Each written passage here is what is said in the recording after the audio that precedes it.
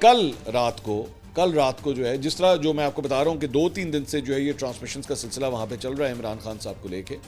कल रात को इनकी जो बहन है इमरान खान साहब की, नौरीन खान न्याजी साहिबा, ये कोई एक नहीं, दो नहीं, तीन नहीं, मुतअद्दिद इंडियन चैनल्स के ऊपर जाके उन्होंने इंटरव्यूज़ दिए। ये मैं चंद स्क्रीनशॉट्स आपको दिखाना चाहूँगा।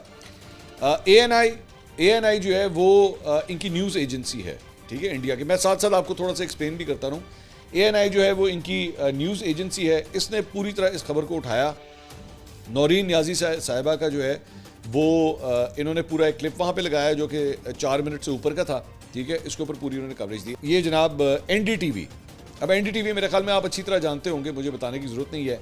ये वहाँ पे भी गई हैं, इन्होंने वहाँ पे भी, अब और ये देख लीजिए, ये सारा हिंदी शिंदी वगैरह सब कुछ वहाँ पे लिखा हुआ है। इन्होंने वहाँ पे भी जाके जो है इंटरव्यू दिया है। उसके बाद ये एक और चैनल है, वहाँ पे भी एक इन्होंने इंटरव्यू दिया। उसके बाद ये News 9 है, यहाँ पे जाके इन्होंने इंटरव्यू दिया। उसके बाद NDTV 24/7, 2 NDTV हैं, एक NDTV हिंदी है और एक NDTV इंग्लिश है।